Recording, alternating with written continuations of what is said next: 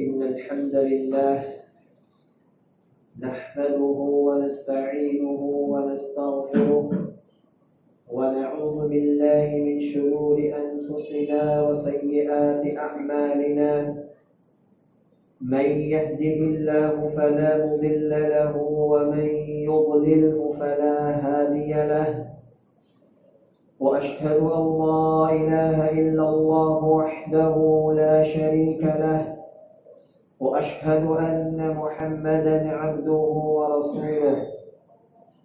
يا أيها الذين آمنوا اتقوا الله حق تقاته ولا تموتن إلا وأنتم مسلمون. يا أيها الناس اتقوا ربكم الذي خلقكم من نفس واحدة وخلق منها زوجها وبث منهما رجالا كثيرا ونساء. واتقوا الله الذي تساءلون به والأرحام إن الله كان عليكم رقيبا. يا أيها الذين آمنوا اتقوا الله وقولوا قولا سديدا يصلح لكم أعمالكم ويغفر لكم ذنوبكم، ومن يطع الله ورسوله فقد فاز فوزا عظيما. أما بعد، فإن خير الحديث كتاب الله، وخير الهدي هدي محمد صلى الله عليه وسلم، وشر الأمور محدثاتها، وكل محدثة بدعة، وكل بدعة ضلالة، وكل ضلالة في النار. قال الله عز وجل في كتابه العزيز والفرقان الحميد: أعوذ بالله السميع العليم من الشيطان الرجيم، من همزه ونفخه ونفثه. بسم الله الرحمن الرحيم: ومن يبتغ غير الإسلام دينا فلن يقبل منه وهو في الآخرة من الخاسرين. رب اشرح لي صدري ويسر لي أمري واحلل عقدة من لساني يفقه قولي. اللهم انفعني بما علمتني وعلمني ما ينفعني وزدني علما.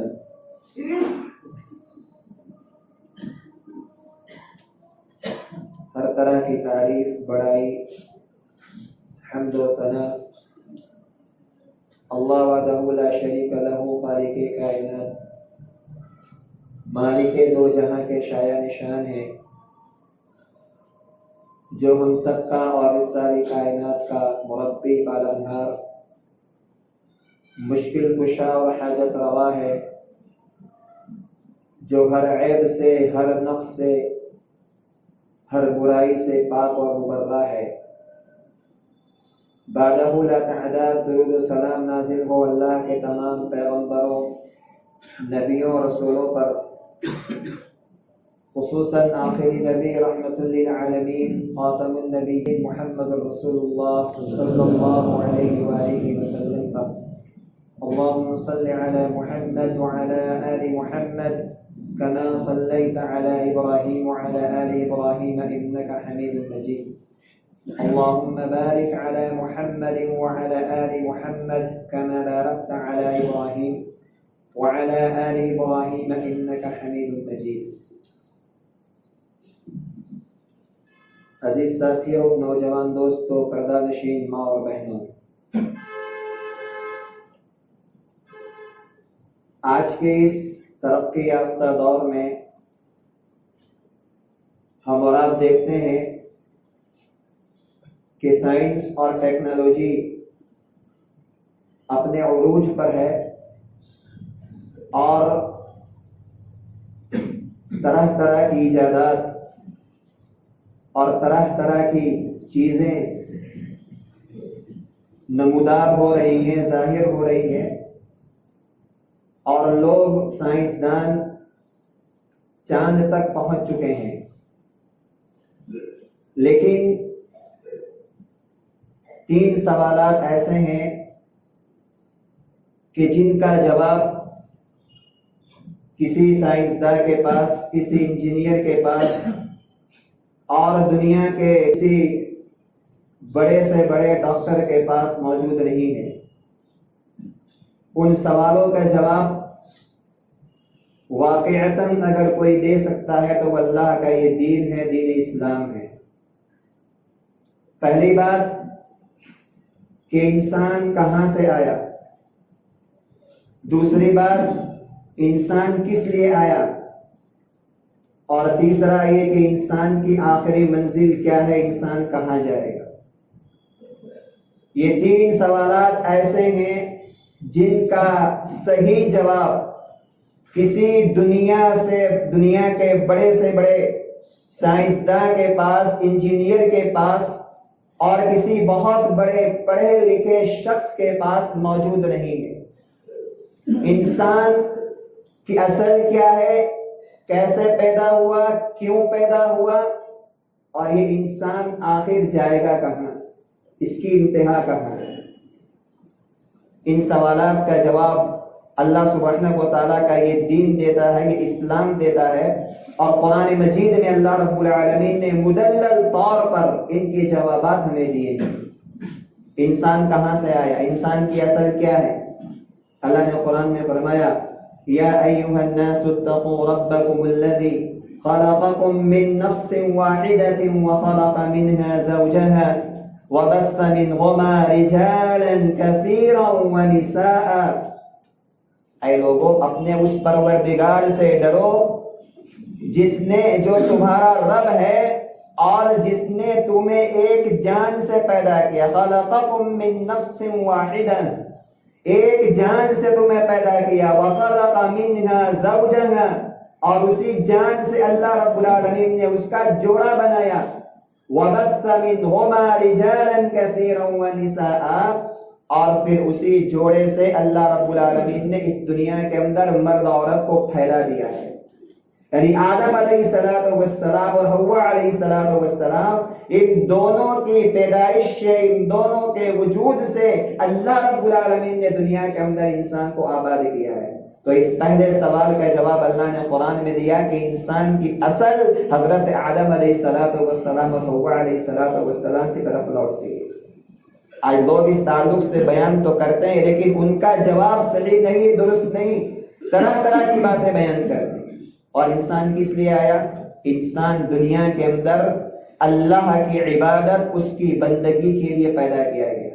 اس کا بھی جواب اللہ رب العزت نے قرآن مجید کے اندر دیا کہ وَمَا خَلَقْتُ الْجِنَّ وَالْإِنسَ إِلَّا لِيَعْبُدُونَ، کہ میں نے جنات کو اور انسان کو اس لیے پیدا کیا ہے تاکہ وہ میری عبادت کرے۔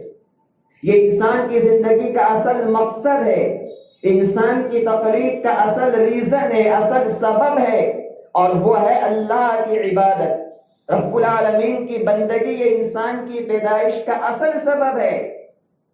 دوسری چیزیں بھی ہیں جس کی ضروریات انسان کو دنیا کے اندر پڑتی ہیں، لیکن وہ سب بعد میں۔ اصل اللہ رب العزت نے انسان کو اپنی بندگی کے لیے پیدا کیا۔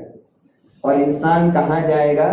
انسان مر کر کے اپنے رب ہی کے پاس جائے گا جس رب نے اسے پیدا کیا ہے۔ اللہ نے قرآن میں کہا قُلْ يَتَوَفَّاكُمْ مَلَكُ الْمَوْتِ الَّذِي وُكِّلَ بِكُمْ ثُمَّ إِلَىٰ رَبِّكُمْ تُرْجَعُونَ۔ اے نبی آپ فرما دیجئے موت کا وہ فرشتہ تمہیں موت دے گا، تمہاری موت آئے گی، اور مرنے کے بعد کیا ہوگا؟ آج لوگوں کے طرح طرح کے عقیدے ہیں، دیگر مذاہب کی طرح طرح کی باتیں ہیں، لیکن قرآن کہتا ہے ثم الی ربکم ترجعون، تم سب کے سب اپنے پروردگار کے پاس حاضر کیے جاؤ گے، اپنے پروردگار کے پاس لوٹائے جاؤ گے۔ وہ تمہاری انتہا ہوگی، تمہارا اتمام ہوگا، اور اللہ سبحانہ و تعالیٰ تمہارے بارے میں اپنا فیصلہ صادر فرمائے گا۔ تو اللہ رب العزت نے قرآن مجید کے اندر ان تینوں سوالات کے جواب ہمیں دیے ہیں کہ انسان کی زندگی کا مقصد کیا ہے، انسان کی اصل کیا ہے، اور اس کی انتہا کا ختم ہونے والی۔ حضرات، آج کے اس دور کے اندر مسلمان اپنے اس دین سے، دین اسلام سے بہت دور نکل چکا ہے۔ اس دین سے ہم بہت دور ہو چکے ہیں۔ آج ہمارے پاس دنیا کی دولت ہے، دنیا کے زیب و آرائش کی چیزیں ہیں، لیکن آج ہمارے پاس دین نہیں ہے۔ اسلام نہیں ہے، اسلام کی تعلیمات نہیں ہے، اور دین سے ہمارا لگاؤ نہیں ہے، دین سے ہماری محبت نہیں ہے۔ اور اس لیے نہیں ہے کہ ہمیں اس دین کی اہمیت کا، اس کے مقام کا اور اس کے مرتبے کا احساس نہیں ہے۔ یہ دین اسلام اللہ رب العالمین کی بہت بڑی نعمت ہے، یہ بہت بڑی نعمت ہے۔ مسلمان ہونا، اسلام مل جانا اور اللہ کا یہ آخری دین نصیب ہو جانا، یہ اللہ رب العالمین کا بہت بڑا کرم اور اس کا بہت بڑا فضل ہے۔ کیونکہ اللہ سبحانہ و تعالی اپنے چنیدہ بندوں کو، جن سے اللہ محبت کرتا ہے، انہیں دین دیتا ہے، دین کی فہم دیتا ہے، دین کی سمجھ دیتا ہے۔ لیکن ہمیں اس نعمت کا احساس نہیں ہے۔ اللہ رب العالمین نے قرآن میں فرمایا وَإِن تَعُدُّوا نِعْمَةَ اللَّهِ لَا تُحْصُوهَا، تم اللہ کی نعمتوں کو گننا چاہو تو گن نہیں سکو گے، بے شمار نعمتیں ہیں۔ لیکن دین، یہ اسلام اللہ کی نعمتوں میں سے ایک انمول نعمت ہے، ایک بہت بڑی قیمتی نعمت ہے جس کا کوئی بدل نہیں ہو سکتا۔ اللہ رب العالمین نے قرآن مجید کے اندر اس نعمت کو بطور نعمت بیان کیا ہے۔ قرآن کے اندر اللہ نے اور کسی نعمت کا خاص طور پہ تذکرہ نہیں کیا، لیکن اس دین کا نام لیا اور اس دین کو اللہ نے قرآن میں اپنی نعمت قرار دیا۔ اليوم اکملت لکم دینکم واتممت علیکم نعمتی ورضیت لکم الاسلام دینا۔ آج میں نے تمہارے لیے تمہارے دین کو مکمل کر دیا۔ وَأَتْمَمْتُ عَلَيْكُمْ نِعْمَتِي، اور اپنی نعمت یعنی دین تمہارے اوپر میں نے پورا کر دیا۔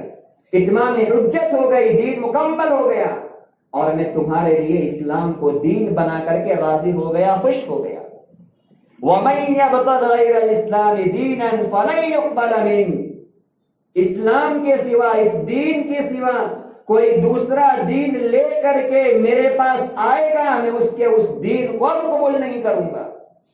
اس دین کی حجت کے بعد، اس دین کے اتمام کے بعد، اس دین کی تکمیل کے بعد اب کوئی دین اللہ کے یہاں قابل قبول نہیں۔ وَهُوَ فِي الْآخِرَةِ مِنَ الْخَاسِرِينَ، اور اسلام کے سوا کوئی دین لے کر کے آئے گا وہ آخرت میں نقصان اٹھانے والوں میں سے ہوگا۔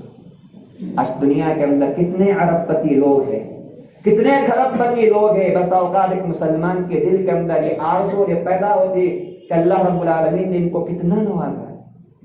دولت کی امتحان نہیں، شہرت کی امتحان نہیں، گاڑیوں کی امتحان نہیں، مقام و مرتبے کو بڑے ہوئے لوگ ہیں وہ، لیکن میرے بھائی جو ایک غریب آدمی، ایک کمزور آدمی جس کے پاس دنیا کی دولت نہیں ہے، دنیا کا جاہ و جلال نہیں ہے، دنیا کی عظمت نہیں ہے، کہ اللہ رب العالمین نے اسے مسلمان بنایا ہے، اسے اسلام کی دولت سے نوازا ہے، اسے شرک سے دور رکھا ہے، بدعت سے دور رکھا ہے، اپنی چوکٹ پہ جھکانے والا بنا کر کے رکھا ہے۔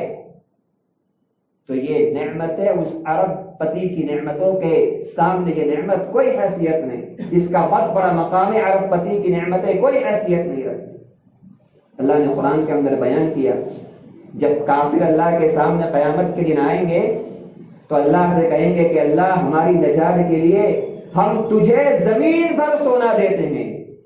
ان الذين كفروا وماتوا وهم كفار فلن يقبل من احدهم ملء الارض ذهبا ولو افتدى به۔ یہ عرب پتی لوگ، کھرب پتی لوگ، بڑے بڑے مالدار لوگ جب اللہ کے پاس جائیں گے اور مر کر کے جب دیکھیں گے جہنم ہمارا ٹھکانہ بننے والا ہے اور دنیا کے اندر ہم بڑے عیش سے، بڑے آرام سے زندگی گزار کر کے آئے تھے، تب دیکھیں گے کہ اب نجات کے لیے کوئی چیز ہمارے پاس نہیں ہے، تو وہ اللہ سے کہیں گے کہ اللہ ہم تجھے زمین پر سونا دیتے ہیں، زمین پر سونا تجھے دے دیں گے فدیے کے طور پر، تو قبول کر لے، ہمیں نجات دے دے۔ میرے بھائیو زمین پر سونا وہ دیں گے۔ اللہ سبحانہ و تعالیٰ فرمائے گا آج مجھے زمین پر سونے کی ضرورت نہیں ہے، آج میں تم سے زمین پر سونے کا سوال نہیں کرتا، آج نجات کے لیے، کامیابی کے لیے جو میرا معیار ہے وہ دین ہے، وہ شریعت ہے، وہ اسلام کی نعمت ہے، وہ ایمان کی دولت ہے، اگر وہ دولت لے کر کے آئے ہو، وہ نعمت لے کر کے آئے ہو اور تمہارے دامن میں ایمان اور اسلام کی نعمت ہے تو تمہارے لیے کامیابی ہے، نجات ہے، ورنہ اس کے علاوہ تمہارا کوئی چیز، کوئی فدیہ قابل قبول نہیں ہے۔ زمین پر خزانے مجھے نہیں چاہیے، زمین پر سونا یہ تمہاری نجات کا ضامن ذمہ دار نہیں بن سکتا۔ دین لے کر کے آؤ، اسلام لے کر کے آؤ، شریعت لے کر کے آؤ، وہ دین لے کر کے آؤ جس دین کو میں نے تمہارے لیے بطور نعمت دنیا کے اندر نازل کر۔ اللہ فرماتا فَلَن يُقْبَلَ مِنْ أَحَدِهِمْ مِلْءُ الْأَرْضِ ذَهَبًا، اللہ فرماتا میں ان سے قبول نہیں کروں گا، نہیں قبول کیا جائے گا ان سے۔ زمین پر سونا بھی اللہ رد کر دے گا، کیونکہ اللہ کے یہاں اس کی کوئی ویلو نہیں، اللہ کے یہاں اس کا کوئی مقام نہیں، اللہ کے یہاں اس کی کوئی عزت نہیں۔ عزت ہوگی اللہ سبحانہ و تعالیٰ کے یہاں تو اس دین کی ہوگی۔ حضرات یہ دین اللہ رب العزت کی نعمت ہے، اس کی قدر کیجئے، اس اللہ کا شکر ادا کیجئے کہ اللہ رب العزت نے ہمیں اس دین کی دولت سے نوازا، مسلمان بنایا، اور مسلمانوں میں، اسلام میں اللہ رب العالمین نے صحیح منہج اور صحیح عقیدے کا اقرار کرنے والا بنایا ہے۔ ورنہ آج اسلام کے نام پر بھی لوگ طرح طرح کی باتیں کرتے ہیں، اور اسلام کے اندر رہ کر کے بھی لوگ رائے حق سے بھٹکے ہوئے ہے تو مسلمان، ہے تو اپنے آپ کو اسلام کے دعوے دار کہنے والے، ہے تو اپنے آپ کو دین کا دعویٰ کرنے والے، لیکن منہج سے بھٹکے ہوئے لوگ ہیں۔ اسلام ہوتے ہوئے ان کے عمل میں شرک موجود ہے، اسلام پر رہتے ہوئے ان کے عمل کے اندر بدعت اور خرافات موجود ہے۔ اللہ نے ان تمام مسائل اور آفتوں سے بچا کر کے دین کا جو صحیح منہج ہے اور عقیدے کی جو صحیح رونق ہے اور عقیدے کا جو صحیح منہج ہے اللہ رب العزت نے اس پر قائم و دائم رکھا ہے۔ کہ آج ہمیں اس دین کی قدر اس لیے بھی نہیں ہے کہ یہ اس دین کو حاصل کرنے کے لیے اور اس دین کو لینے کے لیے ہمیں محنت نہیں کرنی پڑی ہے، ہمیں قربانیاں نہیں دینی پڑی ہے، ہماری انگلی نہیں کٹی ہے، ہمیں اپنے گھر بار کو نہیں چھوڑنا پڑا ہے، ہمیں اپنے بال بچوں کو نہیں چھوڑنا پڑا ہے۔ اس لیے آج اس دین سے ہمیں کوئی لگاؤ نہیں، اس دین سے ہمیں کوئی محبت نہیں، اس دین کی تعلیمات سے ہمیں کوئی لگاؤ نہیں، کیونکہ ہم نے اس کے لیے کوئی قربانیاں نہیں دی، نہ اپنے بہت مال کی قربانی دی ہے، نہ اپنی جان کی قربانی دی ہے، نہ اپنے گھر بار کی قربانی دی ہے، نہ اور دیگر مصیبتیں ہم نے دین کے راستے کے اندر برداشت کی ہے۔ اس لیے ہمیں اس کی قدر کا اور اس کی منزلت کا احساس نہیں ہے۔ دین کیا چیز ہے، اسلام کتنی عظیم نعمت ہے۔ کوئی پوچھے حضرت بلال رضی اللہ تعالیٰ عنہ سے، جو شاید دیکھنے کے اندر بہت خوبصورت نہیں تھے اور مقام اور رتبے کے اندر کوئی بہت بڑے آدمی نہیں تھے، دیکھنے میں سیاہ تھے، کالے تھے، اور مقام کے اعتبار سے غلام تھے۔ دین کی قدر پوچھئے، منزلت پوچھئے بلال حبشی سے، جو گرم تپتی ہوئی ریت میں ننگی پیٹ کر کے لیٹا دیے جاتے ہیں، اور صرف اتنا ہی کافی نہیں ہے کہ گرم ریت پر لیٹے ہوئے اوپر سے ان کے سینے پر بھاری پتھر بھی لگے، نیچے گرم ریت ہے، ننگی پیٹ ہے، گرم ریت نیچے ہے، اور اوپر سے بھاری پتھر ہے۔ ان کا آقا ان سے پوچھتا ہے بلال باز آ جاؤ اور چھوڑ دو، اس مصیبت سے نجات پا جاؤ گے۔ لیکن اس عالم کے اندر بھی، اس مصیبت کے اندر بھی، اس تکلیف کے اندر بھی دین کی عظمت کو سمجھتے ہوئے، اسلام کے مقام کو سمجھتے ہوئے، حضرت بلال اگرچہ اپنی زبان سے پورا جملہ نہیں بول پاتے، انگلی سے اشارہ کرتے ہوئے آسمان کی طرف کہتے احد احد، وہ ایک ہے، وہ ایک ہے، وہ اکیلا ہے، میں تمہارے معبودان باطلہ کی برستی سے باز آ گئے اور کئی پلٹ کر کے نہیں آؤ۔ کوئی اس کی قدر و منزلت حضرت صہیب رومی رضی اللہ تعالیٰ عنہ سے حاصل کرے، معلوم کرے۔ وہ صہیب رومی جنہوں نے اللہ رب العالمین کے اس دین کی عظمت کے لیے، اللہ کے اس دین کی عظمت کا احساس کرتے ہوئے اپنا سب کچھ اللہ کے راستے میں لٹا دیا۔ ہجرت کا وقت آیا، مکہ سے جانے لگے، سردار لوگ آ گئے اور کہا صہیب کہاں جا رہے ہو؟ کہا مدینہ جا رہا ہجرت کر کے۔ کہا تم یہاں جوان ہوئے، یہاں بڑے پڑے، بچپن سے تم آئے ہوئے ہو، اتیتنا صعلوکا، جب تم آئے تھے بڑے محتاج بن کر کے آئے تھے، بڑے فقیر بن کر کے آئے تھے، تم نے یہاں زندگی گزاری، سواریاں لی، اپنا بینک بیلنس بنایا، تم بڑے آدمی بن گئے، اب تم یہاں سے چھوڑ کر کے ہمیں چھوڑ کر کے جانا چاہتے ہو، ہم نہیں جانے دیں گے۔ راستے میں آڑے آگے حضرت صہیب رومی رضی اللہ تعالی عنہ فرماتے ہیں کہ کیا اگر میں یہ مال، یہ دولت، یہ گھوڑے، یہ سواریاں، یہ لباس سب کے سب تمہیں دے دوں، اپنی دولت تمہیں دے دوں، تو کیا تم میرے راستے سے ہٹ جاؤ گے؟ تم راستہ کلیئر کر دو گے، صاف کر دو گے، مجھے جانے دو گے؟ کہا کہ ہاں سب کچھ ہمیں دے دو، ہم تمہارے راستے کو صاف کر دیں گے۔ حضرت صہیب رومی رضی اللہ تعالی عنہ اپنی زندگی کی دولت، زندگی کی کمائی ہوئی پونجی ان کے حوالے کر دی، تنہا بغیر کچھ لیے ہوئے مدینہ پہنچتے ہیں۔ اللہ کے نبی جناب محمد رسول اللہ صلی اللہ علیہ وآلہ وسلم کو جب حضرت صہیب رومی رضی اللہ تعالی عنہ کی اس قربانی کا علم ہوتا ہے، جب آپ کو پتا چلتا ہے اتنی بڑی قربانی دے کر کے اور اپنا سب کچھ سرمایہ، دولت اور زندگی بھر کا کمایا ہوا مال صرف اللہ کے رضا کے لیے، دین کے لیے حضرت صہیب چھوڑ کر کے آئے ہیں، تو اپنی زبان سے آپ فرماتے ہیں ربح البیع ربح البیع۔ حضرت صہیب رومی نے جو تجارت کی ہے، جو سودا کیا ہے، یہ بہت نفع کا سودا ہے، اس میں کوئی گھاٹا نہیں ہے، سب کچھ لٹا کر فائدے میں، اور سب کچھ لٹا کر فائدے میں، سب کچھ دے کر کے فائدے میں ہے۔ یہ اللہ کے نبی صلی اللہ علیہ وسلم نے حضرت صہیب رومی رضی اللہ تعالیٰ کے بارے میں فرمایا کہ اللہ کے راستے میں انہوں نے یہ قربانی دے کر کے اپنا سب کچھ لٹا دیا ہے، لیکن پھر بھی اللہ کے یہاں ان کا یہ سودا، ان کی یہ قربانی اور ان کی یہ تجارت بڑے نفع والی تجارت۔ صحابہ کرام نے اس دین کی عظمت کو سمجھا، اس کے مقام کو سمجھا، جنت کے حصول کے وہ تمنا کرنے والے تھے، خواہش مند تھے کہ ہمیں جنت مل جائے، اور جنت دین کے اصول پر چلنے سے ملتی۔ حضرت انس بن مالک رضی اللہ تعالی عنہ بیان فرماتے ہیں کہ ایک صحابی اللہ کے رسول کے پاس آئے اور کہا کہ اللہ کے رسول صلی اللہ علیہ وسلم، میں اپنے باغ کی دیوار بنانا چاہتا ہوں، اپنے باغ کی باؤنڈری بنانا چاہتا ہوں، لیکن اس باؤنڈری بناتے بناتے، دیوار بناتے بناتے میرے پڑوسی کا ایک پیڑ، ایک درخت بیچ میں حائل ہو جاتا ہے، وہ لڑ جاتا ہے، میں دیوار نہیں بنا پا رہا۔ میں نے اس سے کہا کہ اپنا یہ پیڑ، اپنا یہ درخت مجھے دے دے، میں اس کے بدلے میں تمہیں پیسے دیتا ہوں یا کوئی اور درخت تمہیں دے دوں گا، لیکن وہ مجھے اپنا درخت دینے کو تیار نہیں ہے، مجھے وہ اپنا درخت نہیں دے رہا ہے۔ اللہ کے رسول صلی اللہ علیہ وسلم نے اس آدمی کو بلایا اور کہا کہ یہ پیڑ اپنے اس ساتھی کو دے دے۔ کہا کہ نہیں، یہ پیڑ میرا ہے، میں اسے نہیں دوں گا۔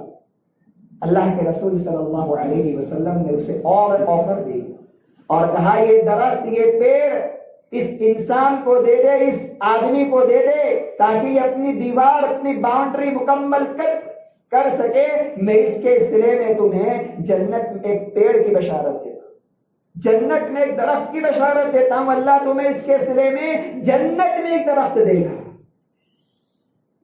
پھر بھی وہ آدمی نہیں مانا، اس نے انکار کر دیا کہ نہیں، مجھے نہیں دینا ہے، میرا مال ہے۔ اسی محفل کے اندر ایک صحابی حضرت ابو دحدح رضی اللہ تعالیٰ عنہ بیٹھے ہوئے تھے، وہ اٹھے اور اٹھ کر کے اس آدمی کے پاس گئے جس کا وہ درخت تھا، اور کہا کہ یہ درخت میں تم سے خریدتا ہوں، تم مجھے دے دو۔ اس نے کہا سلے میں کیا ملے گا، بدلے میں کیا دو گے؟ کہا بدلے میں تم میرا بہت بڑا باغ جانتے ہو جو مشہور ہے، اور بعض روایت میں آتا ہے کہ اس باغ کے اندر کھجور کے 600 درخت تھے۔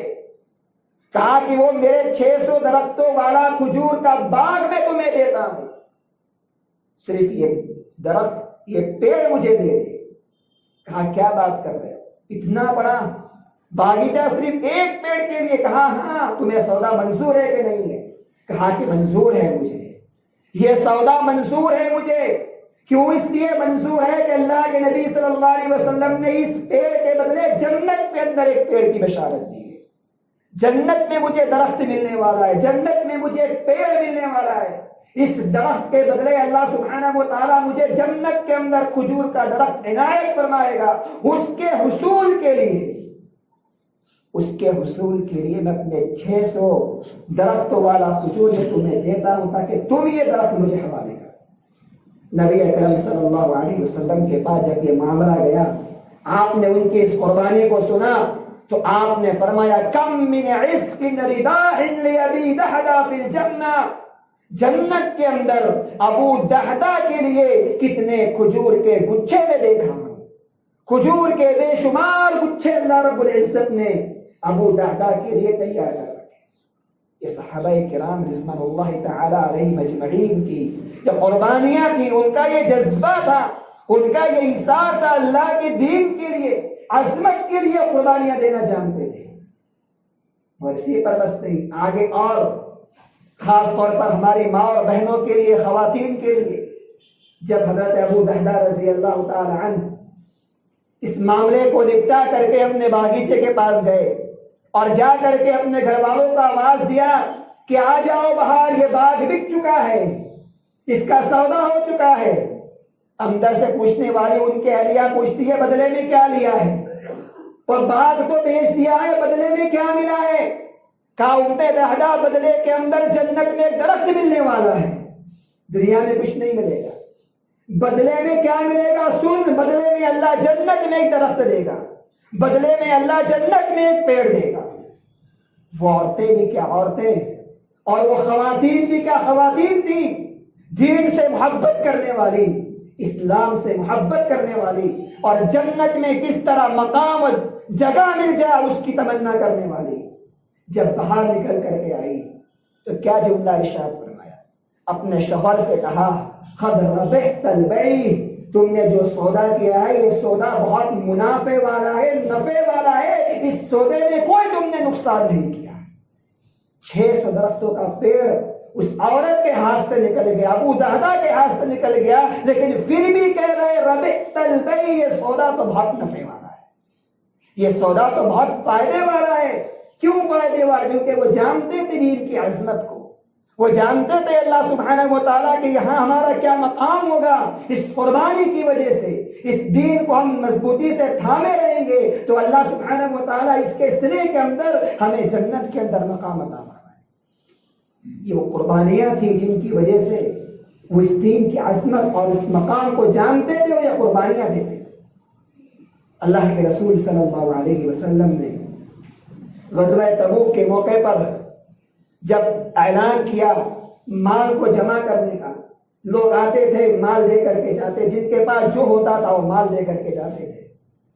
کچھ غریب صحابہ اللہ کے رسول کے پاس آئے، کچھ نہیں تھا ان کے پاس، لیکن جانے کی تمنا ہے، جانے کی آرزو ہے، جہاد میں چلے جائیں آرزو ہے، لیکن جانے کے لیے سامان نہیں ہے۔ آج تو سب کچھ ہوتے ہوئے انسان پیچھے بھاگتا ہے، آسانیاں ہوتے ہوئے پیچھے، سہولتیں ہوتے ہوئے دین سے بے رغبتی، آسانیاں ہوتے ہوئے دین سے بیزاری، یہ سماج کا ماحول ہے۔ ان کے پاس تو سواریاں نہیں ہے، مال نہیں ہے، اور نبی کے پاس آ کے کہتے کہ اللہ کے رسول ہمیں غزوہ تبوک میں لڑنے کے لیے جانا ہے، سواری کا انتظام کر دیجئے، سواری کا انتظام کر دیجئے۔ نبی اکرم صلی اللہ علیہ وسلم فرماتے ہیں میرے صحابیوں میں معذرت چاہتا ہوں، میرے پاس سواری کا انتظام نہیں۔ اللہ کے رسول مجبور تھے، پریشان تھے، جتنی سواریاں آئی سب بک ہو چکی ہے، تمہاری سواری کے لیے، تمہارے سوار کے لیے میرے پاس سواریاں موجود نہیں ہیں۔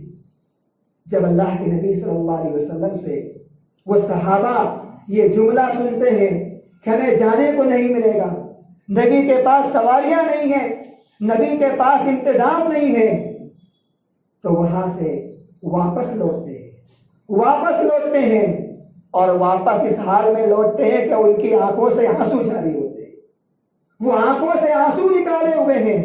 اور یہ آنسو کیوں ہے؟ آنسو اس لیے کہ آج ہمارے پاس مال نہیں، سواری نہیں کہ ہم اللہ کے راستے میں قربانیاں دے سکیں۔ اور یہ آنسو کے آنسو تھے، اور دین کی بلندی کے لیے رونا بھی کیا رونا تھا کہ یہ رونا رب ذوالجلال کو اتنا پسند آیا کہ اللہ نے اسے قرآن کے الفاظ بنا دیا. تو اللہ نے 11ویں پارے کے اندر 10ویں پارے کے آخر میں سورہ توبہ میں فرمایا وَلَا عَلَى الَّذِينَ إِذَا مَا أَتَوْكَ لِتَحْمِلَهُمْ قُلْتَ لَا أَجِدُ مَا أَحْمِلُكُمْ عَلَيْهِ تَوَلَّوْا وَأَعْيُنُهُمْ تَفِيضُ مِنَ الدَّمْعِ حَزَنًا أَلَّا يَجِدُوا مَا يُنْفِقُونَ. اے نبی کچھ صحابی آپ کے پاس آتے ہیں اور آپ سے سوال کرتے ہیں کہ سواری کا انتظام کر دو. آپ ان سے فرماتے ہیں کہ میرے پاس سواریاں نہیں ہیں. تولوا وہ لوٹ جاتے ہیں اس حال میں کہ ان کی آنکھوں سے آنسو جاری ہوتے ہیں. غم کس بات کا ہے؟ وہ اللہ فرماتا ہے حزنا لا یجدوا ما ينفقون. غم اس بات کا ہے, آنسو اس بات کے ہے کہ آج ہمارے پاس اتنا مال نہیں, اتنی سواری نہیں کہ اللہ کے راستے میں ہم خرچ کر سکیں. وہ صحابہ تھے یہ دین کا درد رکھنے والے, دین کی محبت رکھنے والے.